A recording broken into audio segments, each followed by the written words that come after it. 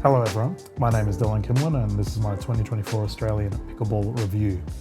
If you've played the game for a little bit, you may know that I did one of these last year as well.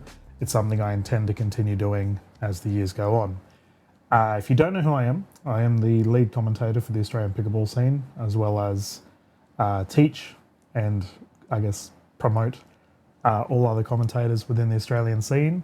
I work for everyone, one of the few people that covers all players, all tournaments, and all leagues.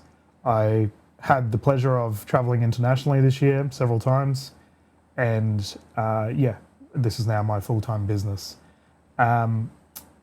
If you want to know a little bit of a background of me before I dive into this, because obviously you should always follow a trusted source of information, right?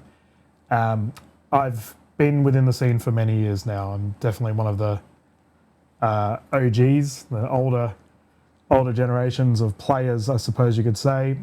Qualified coach, qualified referee, being a director of a pickleball venue for two separate venues, tournament director for many tournaments, as well as official like scoring and assisting with the back ends of tournaments, as well as now run my own business, leading the Australian Pickleball Scene with commentary and broadcasting. I do run my own little suitcase broadcast setup where I can go out to smaller events and cover those. But I also work alongside people like Dave, who does all the major league stuff. Work very closely with those guys as well.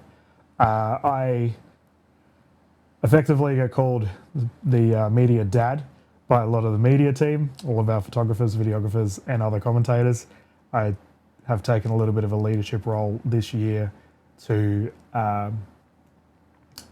keep everyone under my wing and make sure that we all succeed together. And that's the first thing I'm going to touch on for this review is the media side of pickleball. It's probably a pretty underrated thing. A lot of you wouldn't think about it, but there's a select few group of people that work tirelessly to ensure that you at home get top-notch quality coverage from everyone that plays pickleball. Now, the reason why I started commentating, was I was at a tournament way back, like years ago, and I overheard someone say that they wish their grandmother, who was quite ill, could watch her play. So, hence why I began broadcasting. But we've also got people, Josh Northeast with his videography, Paul Foxall with his photography. These two fellas have worked tirelessly this year to provide amazing content for you all as well as all of my commentators, Gordon Watson, Brad Klass, Adam Hall. These fellas work tirelessly. Dave, I mentioned him earlier from the broadcasting side of things. He does a lot of this stuff overseas as well. And yeah, he's pretty rock solid as well. In regards to media, at this point in time, there's only really two podcasts within Australian Pickleball. There used to be the Pickleball podcast with Tony Morgan's crew. Tony, mate, I'm sad that you guys sort of stopped. I know you worked really hard for it all, but at this point in time, there's my own Dinks Up podcast. And then the Slam Jam fellas, I already mentioned Adam Hall. Those guys do some amazing work. Definitely go and chuck them a follow if you haven't. My podcast is a little bit more controversial. We tend to talk about things that other people don't want to hear. And our next episode, we'll be talking about exactly that sort of stuff because apparently we're in the firing line once again. So, lovely. This episode won't be, what I'm talking about won't be that controversial. It's more informative. And it's more of an episode to chuck on while you're driving or just tune out. I'm not going to go heavy on the video aspect of things. This is my home setup. So when I commentate the MPL, this is where I sit. So I cover all of the events for the awesome work that we do there. That's the jar set up at the back as well, which is their base in Melbourne. I work with the Sockman, Brad Klass, and we cover all of you NPL players, which they are set for a doozy of 2025 signing with PWR. I am going to do a update later on in this discussion, just going over all of the acronyms.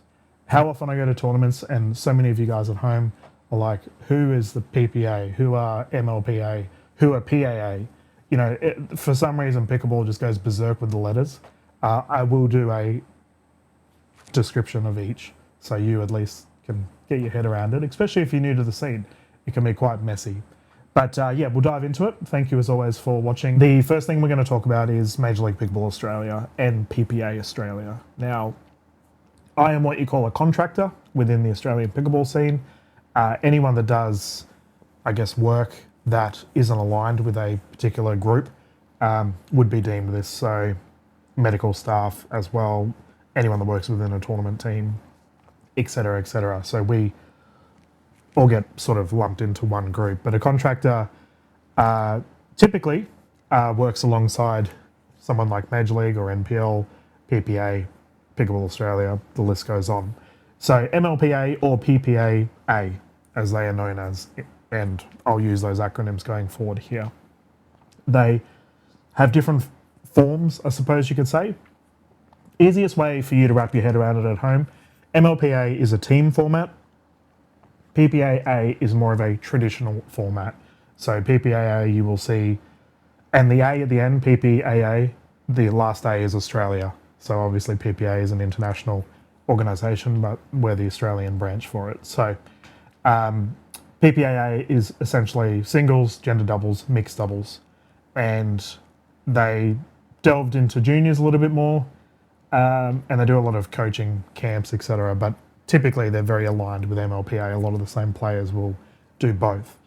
Whereas MLPA was a team format for this year. Very exciting, quite explosive pickleball to watch. And yeah, we had a ball covering it.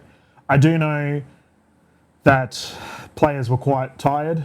I know we were as staff doing these events, because you would do the PPA events and then the MLPA events. And I want you at home to recognise that these pro players work tirelessly, to try and go to the next level. And you might be like, oh, diddums, so what, they want to do that. Yeah, fair enough. But they are literally working equivalent of 2 tournaments in one weekend, as well as the staff. So the MLPA and PPA staff work tirelessly. You guys have no idea how much they work just to get the tournaments set up, to get the tournaments running, as well as all of our referees. Those guys have got the officiating board up there on the screen. Like, it's a combined team effort from a lot of different groups to make sure that a tournament of this caliber runs successfully. Now, obviously, there's things like weather, things at the venue, players getting unwell. We had quite a lot of international players come across this year that they were unwell. And I also think tournament fatigue, I did touch on this last year, in that some of our players are just running themselves ragged. They'll play an event in Australia, then like New Zealand, and then India, and then back in Australia, and it's constant. So you start to add jet lag into this as well. So it's just something I want you at home to recognise, that these open players they're putting themselves through it, and it's often, we just look at their performance, right? Like, oh, they're not having a good game, or they're in a slump. Well, there could be reasons for it. And yeah, they work tirelessly and should be appreciated for what they do. On that topic is also the staff and referees. So I know I can comfortably say this, I've probably been to more tournaments than anyone else in the country for this year. Because I go to all the pro events for both leagues. I go to all of the smaller tournaments, like little club tournaments. I did majority of the QPT events, which I will get into, Queensland Pickleball Tour. Yeah, I see the same referees at every other tournament, and the refs are probably the only ones that maybe have been to as many as me. Some tournament staff as well. So yeah, we're just non-stop. But for me, who made a business out of it, to me it's work.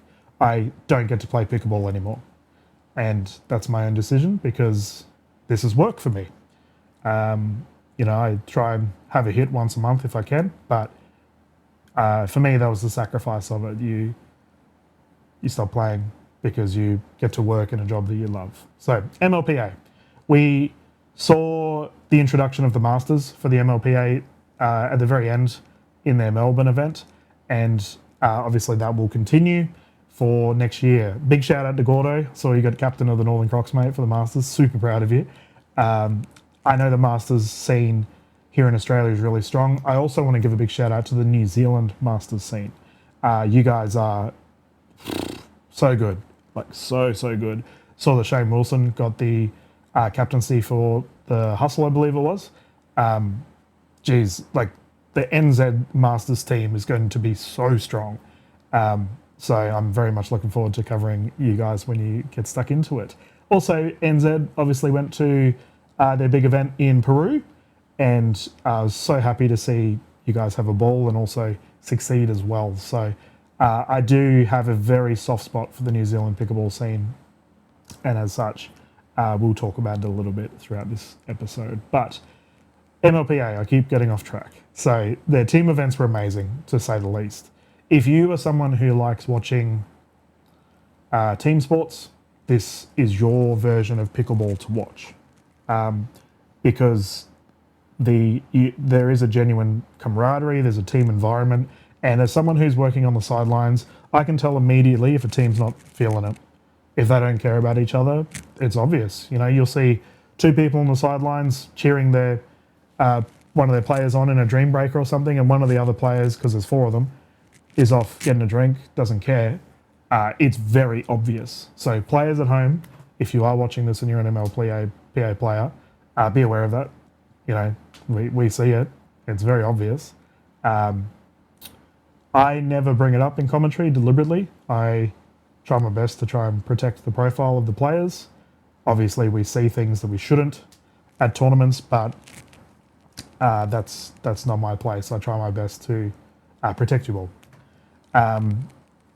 And on that note, I have had a couple people sort of approach me as to why I keep my distance from a lot of our players at tournaments. That's by design. I do that deliberately. The reason is I want you to think of any other sport. The media are assholes. They will deliberately, track you down and try and get bad information from you because that's their job. I don't want the media to be like that in pickleball. I don't want us to be disliked or afraid of. For us, I'd rather we provide a service that you and your family and friends can enjoy. So that's just that little tidbit. Now, MLPA, we saw some pretty unreal things happen in the last 2 seasons. So I want to talk about a couple of things. I found personally the female players of the MLPA were elite. So this year it was very obvious that we have some very strong female players who came out and tore it up. When you get to the men, there's probably 5 men that immediately come to mind as they're the top of the food chain, and then it kind of pitters off. Whereas the ladies, it's a lot more of an even battle, and as such, it's so entertaining. We saw some the formings of rivalries between teams, which was really cool. And then season 2, kind of those rivalries sort of pitted off, and that's because, and it's something I want everyone to sort of recognise, is that the identity of teams, they don't really stick around. So like, I'm going to use Summer Delabona, for example. She's the captain, or was the captain, of the Northern Crocs for 2 seasons. She's moved across to MPL for 2025. It's, for me, the identity, and I can say this comfortably as I was director of Focus Pickleball Redcliffe, the Northern Crocs had a big fan base there. And I said this to Summer quite a bit. They were loved there. And now Andy D, one of my commentators, is now the captain of Northern Crocs. I don't think she realises it, but she's got a big fan base at Redcliffe. This is an aspect of, I guess, the team identity that I'm talking about. And it's something for 2025 I'm asking all of our leagues and any of you players that may represent a team, especially captains. There's so much marketing opportunity there for you and your team. It's really disappointing to have a team that just doesn't have the fan base. Like, I know when we did the Auckland event for MLPA, the Southern Stars and New Zealand Hustle, there was genuine, fan base there for it, and that's just awesome. But it comes down to team identity, and that's something I think we could probably improve upon. And that's everyone. That's not just MLPA for 2025. Other things. So I'm going to use some terminology that's for you to all learn. There's a thing called a dream breaker in an MLPA format. Now, if there is a tie in all of the sets, we then go into a dream breaker where the players will play singles, and battle it out. And it can be anyone versus anyone for 4 points and then a rotation. Dream Breakers is super intense, very exciting box office TV. Whenever there's a Dream Breaker, it's like, oh, here we go, it's on. Yeah, amazing. And I'm glad the minor league format follows MLPA, because that is so exciting. It also uses rally scoring. So if you are new to pickleball, I'm going to recommend that you go and look at traditional scoring and rally scoring. Both of them are vastly different. I'm going to assume you at home know what traditional scoring is, so I'll do a brief explanation of rally scoring, where essentially you don't need to be serving to win the point. You play the 21, win by 2, and yeah, if you win the rally, it doesn't matter if you're serving or not, you will take a point. Also, there's a thing in effect called a freeze. So what this means is if you're playing doubles, so this is me and this is my partner, and we win a point, traditional, you would cross. In rally scoring, you don't. You stay where you are. So that's really cool.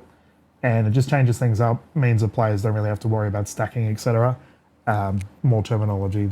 If you don't know what I'm talking about, you should give it a Google. But the MLPA, in my opinion, this year was a great success. It was very exciting, and I loved working it. The team camaraderie within all of the media and the back end stuff were great. I sent out individualized WhatsApp messages to everyone, just thanking them all. They worked tirelessly. Sanj, the league commissioner, she's easily one of the hardest working people in Australia, and I don't think people recognise that. She's there from before the sun's up till afterwards. A 14-hour day, by the way, if you at home, is normal for us staff members. No one really cares, but I'm just putting that out there, that we all work until we're exhausted because we want you at home to have a good experience. Moving on to PPA. So effectively, you would typically see the same players from LP play in PPA, and that's that traditional format I'm talking about. So traditional scoring, gender doubles, mixed doubles, and singles. I almost treat PPA like a bit more like tennis compared to MLP, which is like, I don't know, AFL or rugby or something. Just a team environment versus a more of an individual environment. We did see some incredible results. There were definitely players that came out of nowhere that they were dominant in one particular field. So whether it be mixed or whether it be gendered, singles pros as well. And that was really exciting. I think if you're more of a traditionalist, more of a pure pickleball fan, then the PPA is the way to go for yourself. Adam, from behind the scenes, running the PPA, once again, works tirelessly. So him and Sandra in tandem, working to ensure that everyone has a good product at home, and have to give him a big shout out as well as the other PPA team. There's a lot of members within that team that you guys probably have no idea about. So Tim, the man behind the money, I talked to him today. It's like, currently it's 2 days before Christmas and Tim's still working. Just goes to show the efforts he puts in for you all at home. Kiali does all of the social media work. She's, once again, another very hard worker. As well as a big shout out to Dan and Hugh. So we call them the interns. They're not interns anymore, but those two fellas are non-stop, making sure everyone has a good time, good vibes, and also just making sure the events go ahead, because that's what tournaments need, is those kind of people. But yeah, for the PPA side of things, if you are a junior watching, have a look at their website. The PPA juniors obviously will be incredible. I see so many youngsters coming up that I look forward to commentating them when they go pro, because it's obvious they're so good. And I know that the PPA will provide that experience for you. If you are a Masters player, they do have older divisions, as well as the MLPA Masters I talked about. So there's that aspect too. I should have mentioned too, the MLPA does have the Challenger events as well, which you can find all on their website about what's going on. But yeah, exciting times ahead. And if you are interested in getting involved, their draft is coming up soon. So that's a couple of little acronyms sorted out. They do travel around the country. You can find it on all of their dates, by the way, will be available on the Pickleball Australia website under the 2025 sanctioned tournaments. So if you have a look here, it will have everything. So for instance, there's a PPA Tour event in January. So if you don't know what I'm referring to, that's on the Pickleball Australia website under 2025 sanctioned tournaments. There's so many tournaments. So go and have a look, and yeah, these are events that I'd highly recommend getting on board. You might end up on my commentated stream, which would be a lot of fun. Hope to see you there. Okay, our next video, or our next discussion rather, is discussing the National Pickleball League, so NPL. So you at home you might just be a casual player, someone who just plays for fun, social, probably have no idea what I'm even referring to with these leagues. But there is a little bit of a league war going on, as it's been dubbed, between Major League Pickleball Australia and National Pickleball League. Now, full transparency, I work for both parties, so I'm positive for both. I love working with both groups. They bring so much positive to the scene. So, yeah, it'll be interesting to see how it all pans out 2025. But the NPL, for their 2024 seasons, they took things a little bit differently. So they do, think of it as MLPA, PPA do like a tournament format where they go around to different locations, whereas NPL is they have a tournament schedule and then they have seasons. So with an NPL season, you'll play rounds. For instance, here in Queensland, we played at Redcliffe, whereas Melbourne, they played at the Jar, which is the home of the NPL, and New South Wales, they also had their own venue. So the idea of it being, I talked about team identity. I actually think NPL did a little bit better this year. And the reason being is that there's almost a state v state aspect of it. So the top teams of Queensland, the top teams of Victoria, top teams of New South Wales, at the end of the season will all come together and battle it out at the Jar. And I went to both of the NPL finals at the Jar this year. They were special. Really, really fun tournaments. It's something that I think both leagues are really starting to get on top of, is the experience. We're not there just to watch pro pickleball. We're there to see our friends and family, but also there's music playing, there's yummy food, there's all sorts of stuff it's becoming a bigger thing. And I think APC, Australian Pickleball Champs, was a good example of that. There was so much on offer for our people that were attending. And this is exciting for you at home. 2025, that aspect of it, the experience, the atmosphere of the tournament will continue to get better. And that's only a good thing.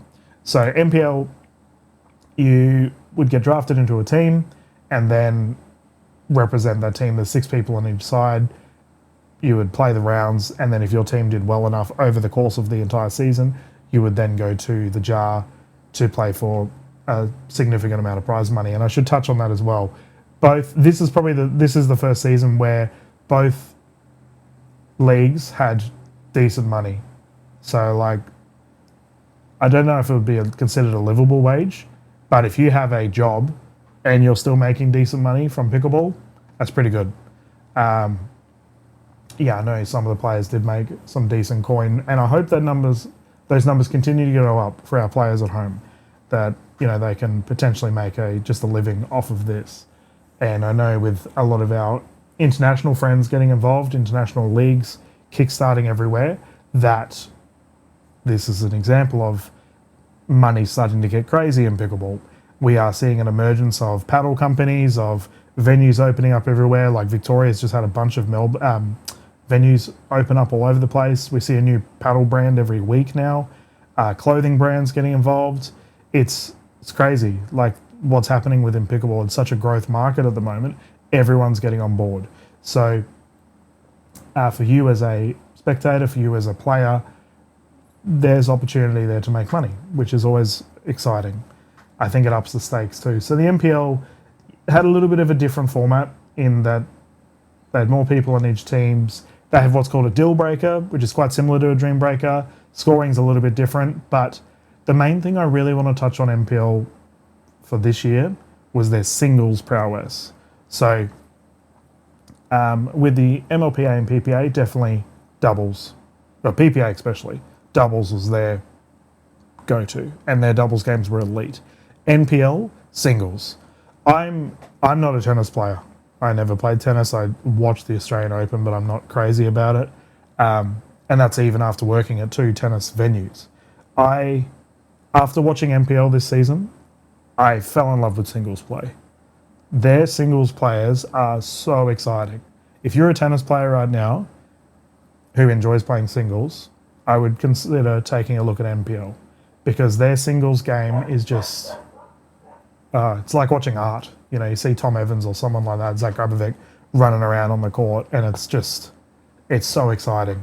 And I'm very much looking forward to 2025 to see the singles prowess in Australia just continue to rise. It's just exciting, honestly, where our sport is at and the growth of the development of the players it's insane. So the NPL, don't get me wrong, they had some complaints from players. They had some little things they had to work out, as did MLPA. But I got to give a big shout out to everyone that runs tournaments, handled it all like professionals. I said in my video last year that players are getting entitled. You guys, like, my opinion hasn't changed on that. You guys still complain about things that are just pointless. And it's always these tournament officials, the tournament staff that has to deal with it constantly. They have to put up with things that they really shouldn't have to. You're all adults, most of you. So, but they continue to do it anyway. So, from the NPL side of things, Ron Shell's the CEO. Top bloke. I get along with Ron really well. He's very transparent. Always tells me what's happening, what's going on. His communication is top notch. His right hand man David runs more of the NPL, I guess, more of the season and the round format side of things, and another bloke who just, he's just non-stop. Like, that's no other way of putting it. The other two gentlemen I want to bring up for NPL, and I know there's more of you fellas in the back end, but the two that I work closely with are Eben and Dylan.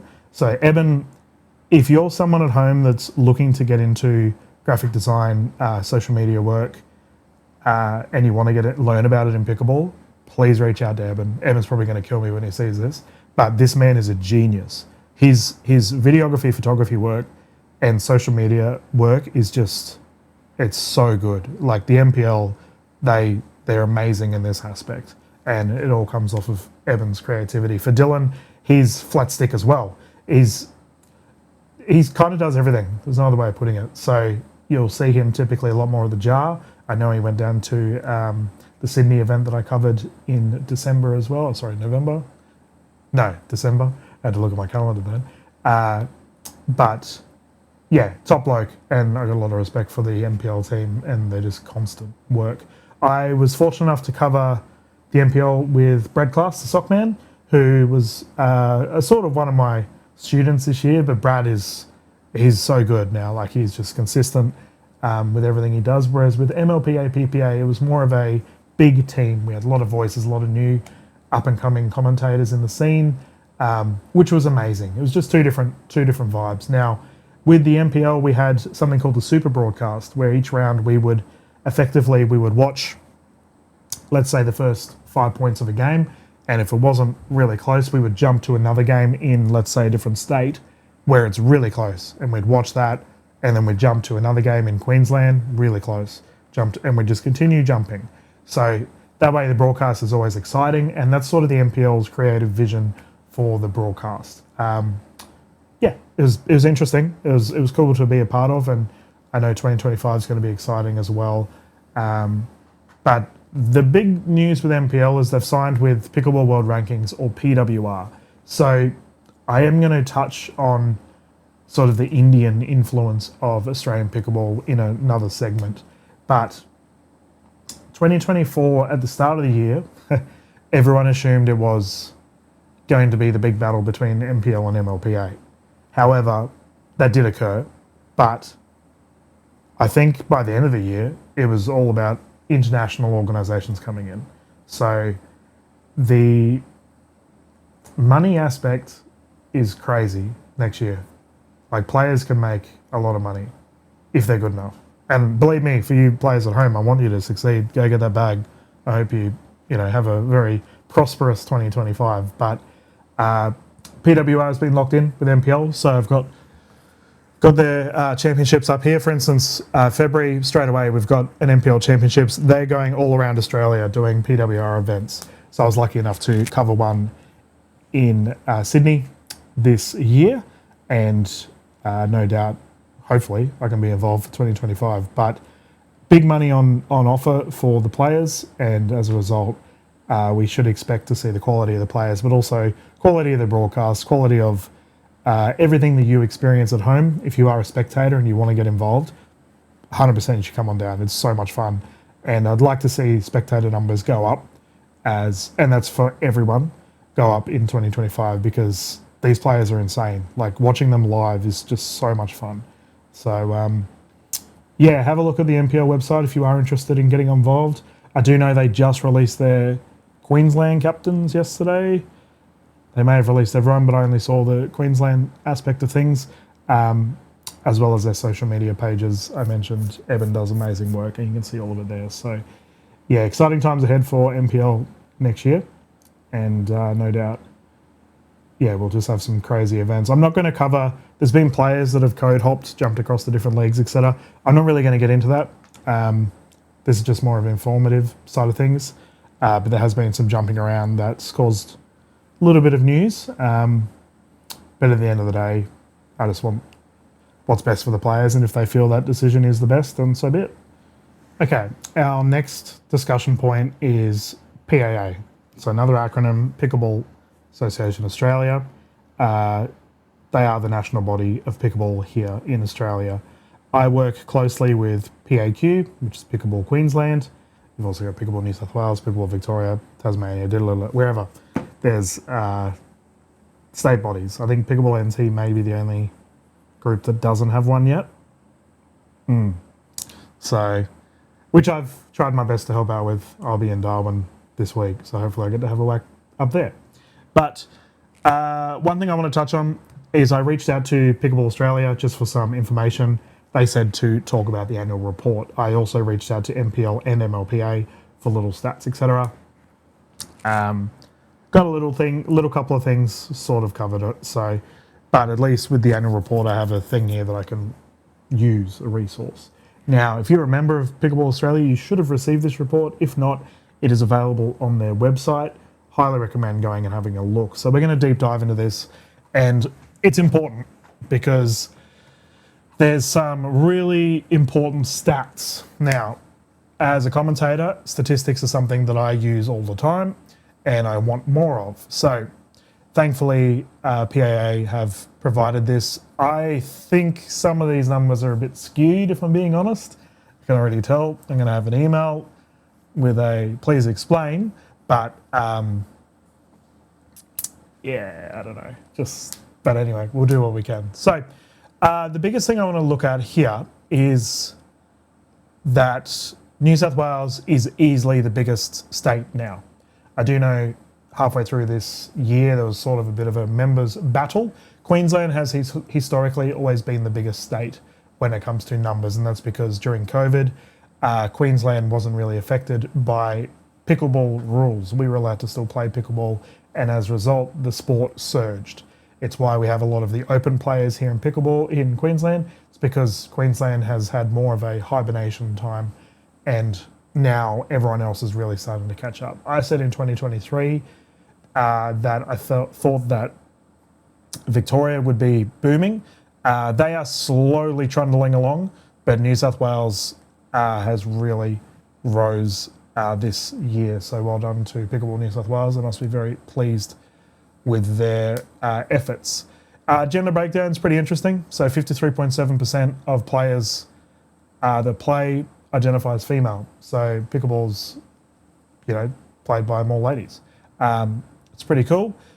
Keep in mind these numbers are relevant by members only. So we definitely would have people that aren't members that do play. So this here is a really big topic, the venue statistics. Now, I say this quite a lot in my Dinks Up podcast. By the way, go and give them a follow if you haven't. We were talking about open players and what a percentage they are compared to the rest of everyone else. Now, open players are only like 1 to 2% of the player base. And these stats here actually helps that, because if you're an open player, you can say straight up you despise playing indoors.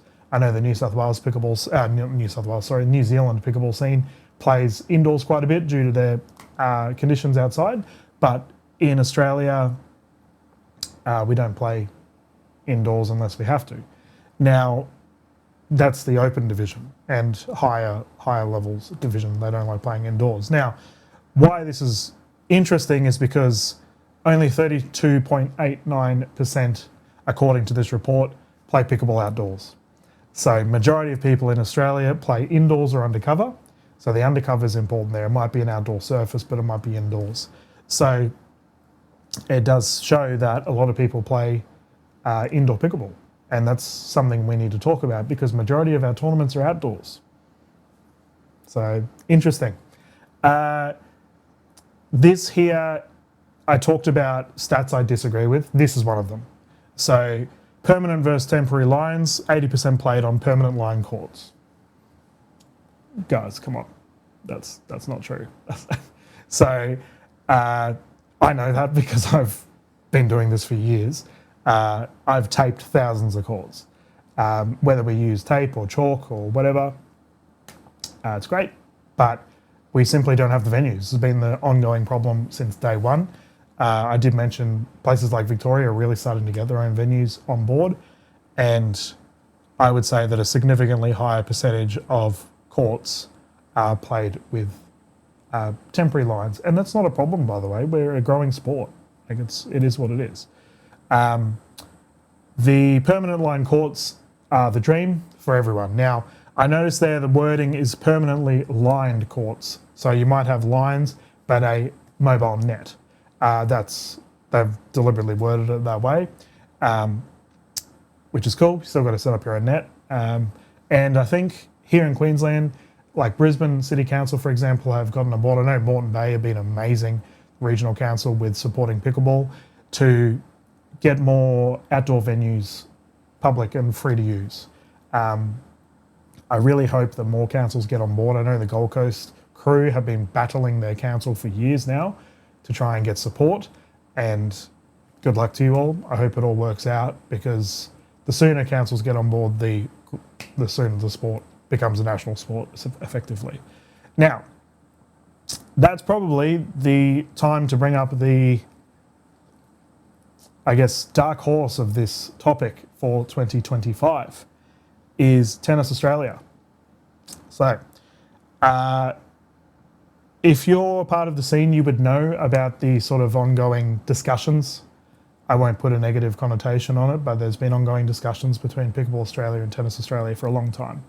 TA have announced their first pickleball tournament, or first major one, for 2025. Big prize money on board near the Australian Open.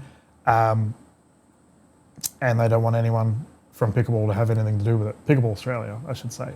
So it's a tough one. I know that Pickleball Australia, I'm often very critical of PAA. However, I have to give them credit here. They have worked tirelessly to try and mend relationships here. The only reason I'm critical of PAA is because I want this sport to succeed so much. But PAA are essential. They do so much for us and we need to give them credit.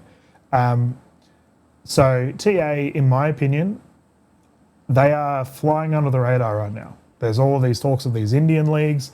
There's all the talks of the two big leagues in Australia going head to head. Meanwhile, TA are just quietly building it up. And it's all going to become relevant when, whoever gets the official claim on being the national body for pickleball, if that does occur, it changes everything. Straight off the bat, changes everything at home. So something to keep an eye on. And I know that tennis clubs that use pickleball would already be aware of this situation, no doubt. So watch this space. It's something that you should definitely keep an eye on because if TA does become the national body or if TA does sort of start their own pickleball group, changes everything. So time will tell. We'll find out. I do hope that the pickleball tournament they run's cool. Like at the end of the day, I want pickleball just to be good for you at home and all of us as players. So we'll see. But on that note, so most common surfaces. So play it on an indoor timber surface. A lot of the reason why people don't like playing indoors is not because you're out of the sun, it's because of the surface you play on. So an indoor timber surface can be it does skid a little bit more, bounces a little bit funny. Yeah, so temporary lined courts, so tape chalk, hard court surface and a synthetic surface, obviously different again. Hard court is the typical outdoor surface that you would see. So this one here is pretty interesting. So 12 is the average number of pickleball sessions organised per club. So as someone that built a club, I was the president of Morayfield Pickleball Club. I know exactly how hard it is our clubs work. Our presidents, our club committee members, secretaries and treasurers work tirelessly to ensure that you have a good experience. And I'm going to always preach to join your local club's committee if you want to help out. Become a host of a session, become a referee, because no one likes the person that just whinges all the time and doesn't actually help. And unfortunately, there's so many of them, people like that in our scene. You guys are useless. And all you do is make everyone else's lives harder. But the people that do help out, thank you. You are the reason that our sport is so great and continues to grow. But yeah, so 12 sessions per venue per month. That's pretty awesome. I imagine that number will continue to climb, but it is the efforts of those committee members, hosts, etc., that I was talking about, that this is such an awesome thing. Now, for the tournaments, this number will continue to rise. So we had 127.7% growth of registered players within tournaments for this year. Now, which was a huge number. So that's gone from 4,800 to over 11,000 in the space of a year. Now, the terminology as a commentator that I'm really starting to not like using is this is the biggest tournament in the Southern Hemisphere, because we say that every tournament now. Australia's tournaments just keep getting bigger and bigger and bigger and bigger, and we're starting to get to nightmare stages for a tournament director of numbers are too big. We don't have the venues to support the numbers that are requested. APC, for example, was a stifling hot tournament. It was ridiculously hot, and the PAA team broke themselves, quite literally. Like they were broken by the end of it.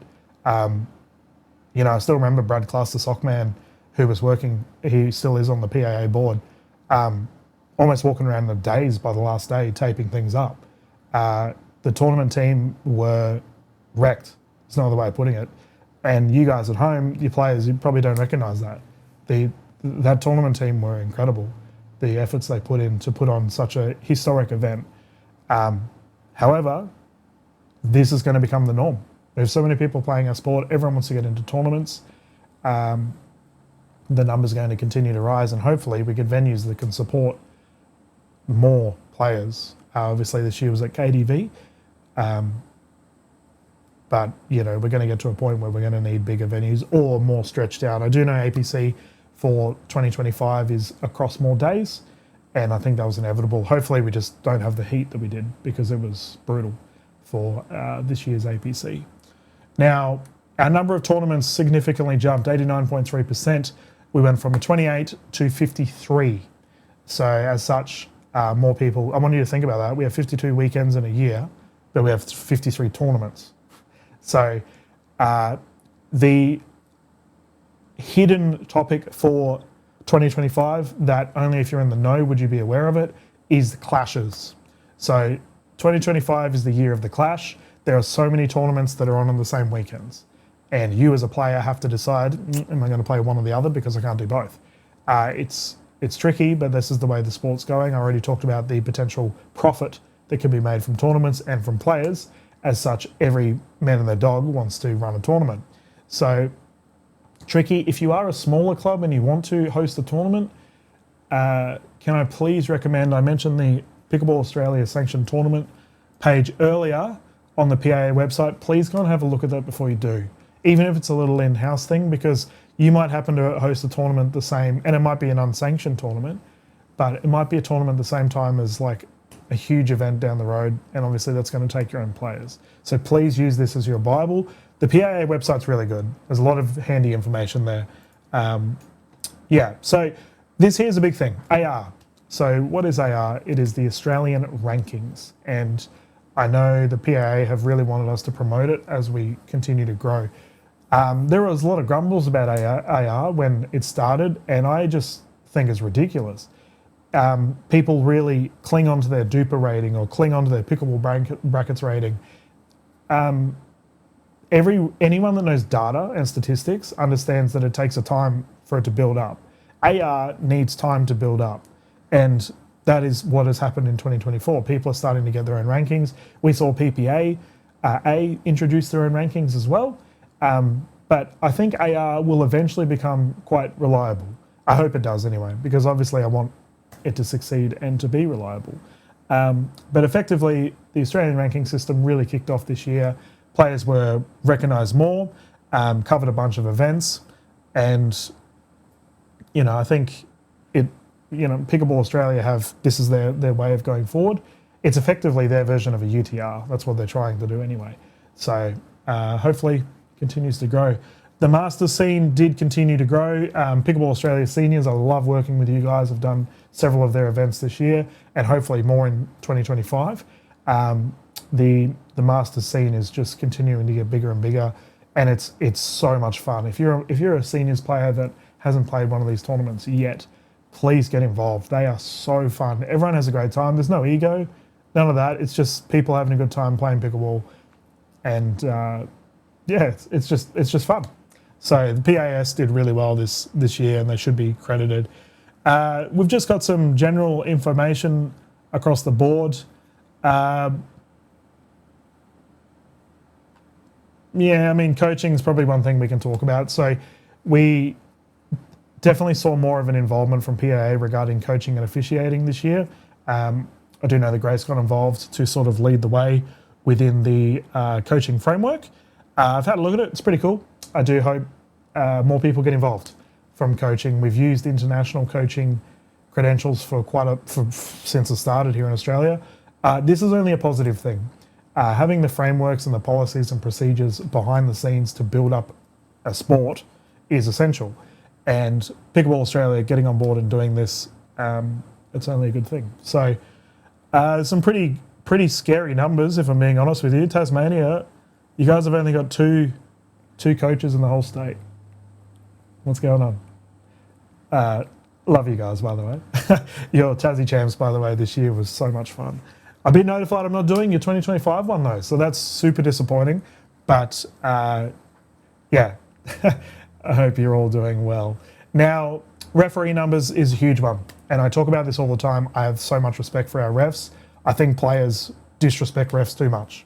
I do know that the referees really cottoned down on things like paddle throwing. This year, they introduced the red card and inflammatory, maybe. I don't know. I think they're still figuring that out. There's probably people watching right now that have different professions. So, like for me, I worked in industries where you have to talk people down. They might be very heightened, in a bad mental state. You've got to talk people down. Refereeing is that. People are fired up over a game. They might have not had a favourable kitchen call or something. They get fired up. And I think referees could really benefit from knowing how to talk people down. The best refs in Australia are people that are qualified in either medical fields or in situations where they've had to do it before. They know how to bring people down and not instigate the situation. This is definitely something that I hope the referees board take it on board. But our overall numbers are awesome. Our referees, we just have so many. Tournaments, especially now there's all this big money coming in, tournaments can't go ahead without referees. And yet, all of our players, I was talking about people being entitled earlier, these refs cop it all the time. I just do not understand it. So for our numbers in refs to continue to grow, I hope our respect for referees continues to grow, because we desperately need them. So, that's kind of the... I found this funny, by the way. They had a thing on streaming and marketing. I wasn't mentioned once. David wasn't mentioned once. We streamed everything. Come on, PAA. But I can tell you right now that I more or less... Dave did APC. but I more or less single-handedly did all of the YouTube work for Pickleball Australia this year. So our numbers were pretty wild. They continue to build, but the big thing for me is the social media influence. So when you do broadcasting, it gets so much traffic to your particular channel. So for instance, I did the New Zealand Open this year, and their viewer numbers were insane, like huge numbers. And they all went to their Facebook pages, they all followed in the Insta. And that way, from a national body's perspective, they can get their news out to everyone. Social media is something that I think pickleball really needs to get better at here in Australia. And for our numbers to continue growing, that's really good. I hope it will continue as we go forward. The inclusion, we can discuss that and then that'll do it. But obviously, I'm a huge believer in the para scene. I'm always trying to promote the para players. And I know Matt Hansen, for example, led the way in that regard. We've got some absolute legends in the para community. I think of names like Ruetti, King, obviously my boy Corey down in Morayfield, who's, flat stick. The Tassie crew as well from the para community, you guys are amazing. So this is a scene that I really think I would really like for Pickleball Australia to invest more time in. The para community, we are kind of leading the way, which is kind of sad. Like, we are still so young in the world pickleball scene for us to be leading the para way. Like, I find that so disappointing. And I've heard this from people within the para community, that the international para scene is pretty lackluster. That makes me really sad. So hopefully this year, if we have any of you that are qualified para coaches or para involved in other aspects, Special Olympics, etc., please get on board. The more players that we can have within our inclusion space is always a good thing. And they're so fun to commentate too. Oh, have such a good time. But yeah, that's the PAA aspect. Keep it up, PAA. I know I give you guys headaches all the time, but you'd rather it come from me than someone with ill intent, because all I want is our sport to be the best it can be. Okay, our next topic is discussing sort of the smaller tournament spaces. Now, smaller doesn't mean number. It just means the prize money isn't necessarily there yet. Now, I'm going to cover the couple more acronyms here for you. PAQ, Pickleball Queensland. They do the QPT, the Queensland Pickleball Tour, and also the Grand Slam Series. So we'll start with QPT. 2025, they've introduced a couple new venues. I know Mackay, Bundaberg, for instance, are on that list. I'm really happy to see Harvey Bay, Yeppoon got it again. I haven't done a Townsville event, so I can't really comment on T-ville, but Yeppoon Pickleball Festival is an amazing experience, and I would highly recommend, if you're looking for a holiday, to go up there and spend some time for that event. Their courts are magnificent. I'm so upset to hear that you guys in Yeppoon are still having dramas with the tennis community regarding your courts. I don't know why. Like, yeah, I hope you can sort it out. That's all I'm going to say on that. But Harvey Bay, this is my first time covering the Harvey Bay event, and your courts are magnificent. They are beautiful courts, and I'm so glad to see the Harvey Bay community continue to thrive. I have to be critical of QPT though. PAQ didn't give one to Toowoomba. Where's the logic in that decision?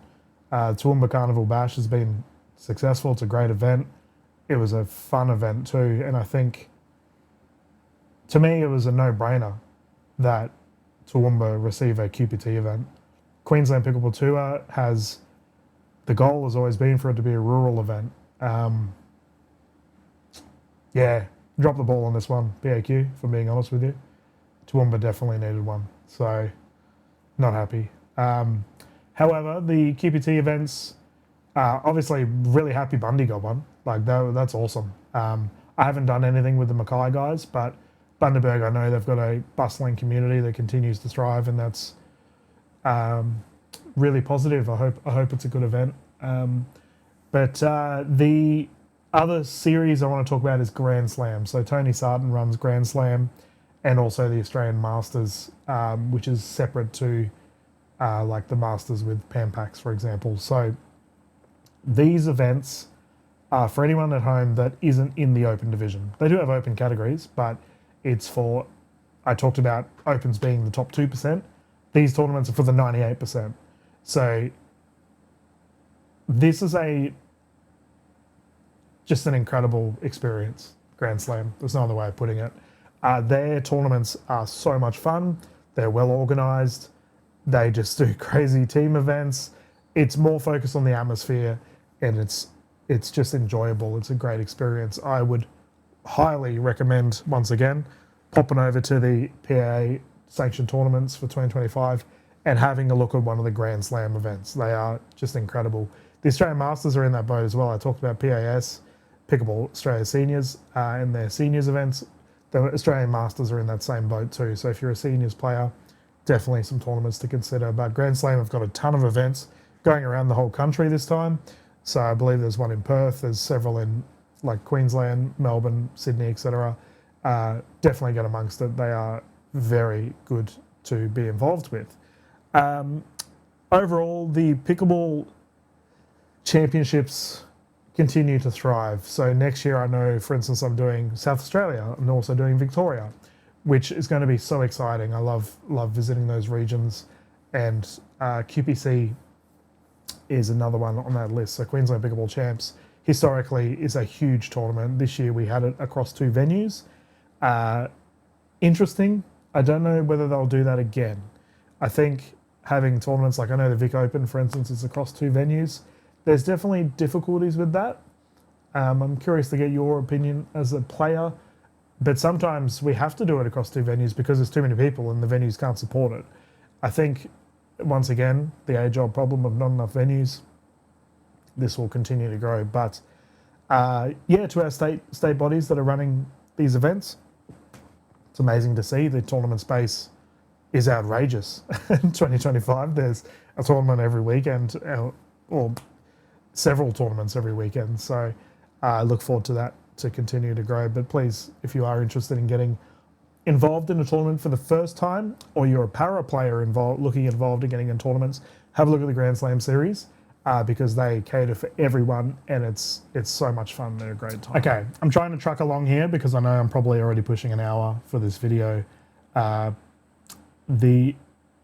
of the final things I want to talk about is India and the Indian influence on Australian pickleball. So the money that has come in is crazy. There's no other way of putting it. It's money that the Australian leagues just can't compete with.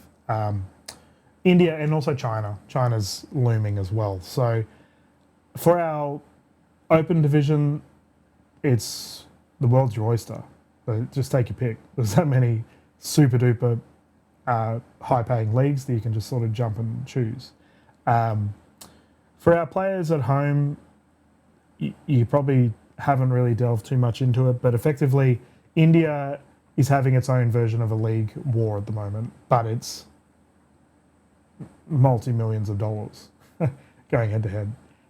These guys, money is irrelevant to them. They just want to be the best league, and as such, they can just throw cash at everyone. So obviously that's amazing for our players. Like I said earlier, get that bag, but it dilutes the pool a bit. So if you're someone who's an up-and-coming player, suddenly here in Australia, there's more opportunities to get in amongst it because we have players travelling internationally non-stop, and as such, the pool is diluted in that you can now potentially have more of a chance, which is exciting. More people on the courts is always a good thing. But it is going to be interesting to see how this impacts the Australian pickleball scene in 2025. I'm not saying it's a negative thing, but just politics, things happening non-stop. Yeah, hopefully it doesn't have a negative effect on us as we go forward. But we do have our first PPA America event in January.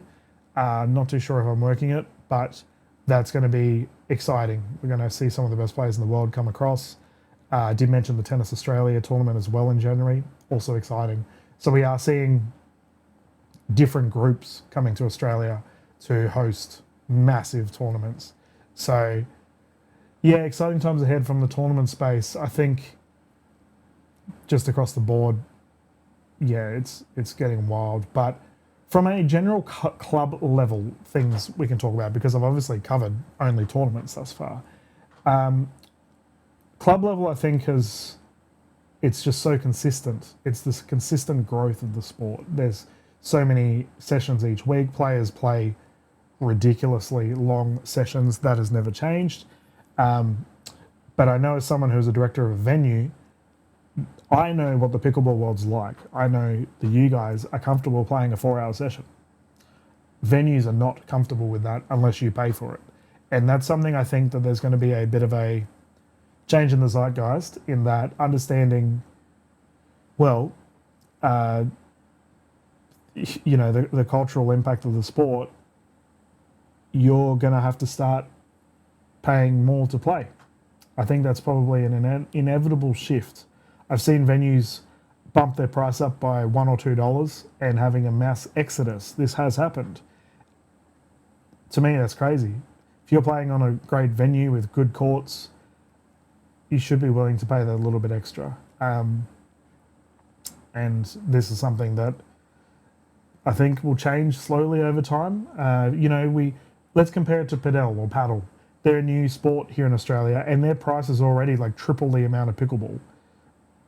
But their players are comfortable with that. Now, I'm not saying we should be raising our prices to crazy numbers, but it's something to be expecting. We are going to see businesses start to build their own courts, and as such, they're going to try and make coin off of it. So, yeah, changes to come. Probably going to hurt you all a little bit, but I can understand it, as pickleball needs to sort of get with the times with other sports around the country. Okay, this is my final little bit for this review. Last year I did the Dill Awards, where I did a bunch of awards for all of you at home. I'm going to do that with the Dinks Up podcast, and that's the one thing I want to talk about.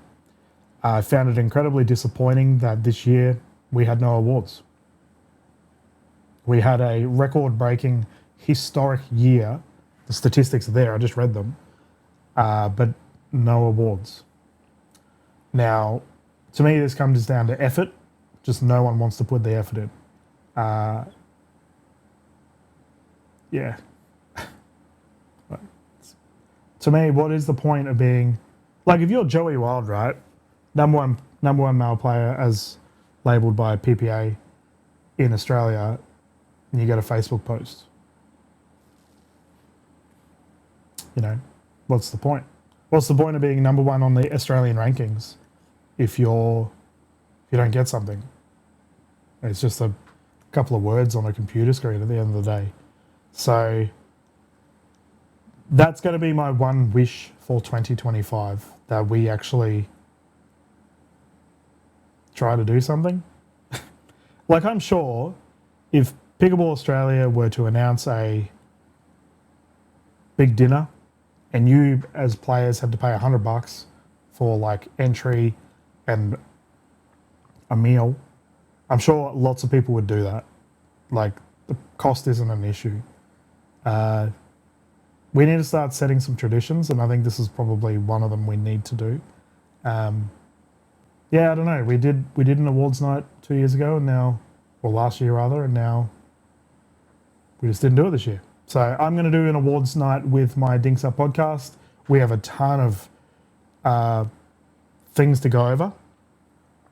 But yeah, unfortunately, we dropped the ball on this one this year. It's really disappointing. So, but that will do my 2024 review. As I mentioned earlier, good media outlets to go to, Dinks Up Podcast. Follow us on Facebook and Instagram, as well as our YouTube channel. My own social media pages, so Dylan Kimlin commentary and broadcasts on both Facebook and Instagram, and Live with DK on YouTube. As I said earlier, go and follow the Slam Jam guys too. They work tirelessly. All of your information and the information I've referenced from today is available on the Pickleball Australia website, as well as the NPL and the Major League Pickleball Australia websites. Please go and have a sticky beak at them and all of their social media pages. For pretty much all of the broadcasts this year, you can either catch on the Pickleball Australia YouTube channel, as well as the NPL website has all of their own pages, their own broadcasts, and the PPA Australia YouTube channel has their broadcasts and the MLPA broadcasts as well. So you can see all the work I did. 2025 is an exciting year for me personally. I did just announce I'm doing stuff with the Australian Baseball League as I try to diversify into more different sports. Doesn't mean I'm leaving you all, as my 2025 is insane according to my calendar, but it's just more knowledge that I can use to help our scene grow. At the end of the day, we're always learning, and I'm constantly trying to improve myself. So thank you, everyone. It's been lovely commentating for you all this year. I know I get so many positive messages from you all, and I genuinely appreciate it. It's why I do it. So look forward to seeing you all on the courts, and I hope you have a safe holidays and a wonderful New Year's. I look forward to seeing you in 2025. Thank you. All right, hear me out. Now, if we can go and do like a boxing ring sort of thing, kind of like it's time for the monthly episode of blah, blah, blah. Do, do, do, do. Do, do, do, do. I reckon that would go all right.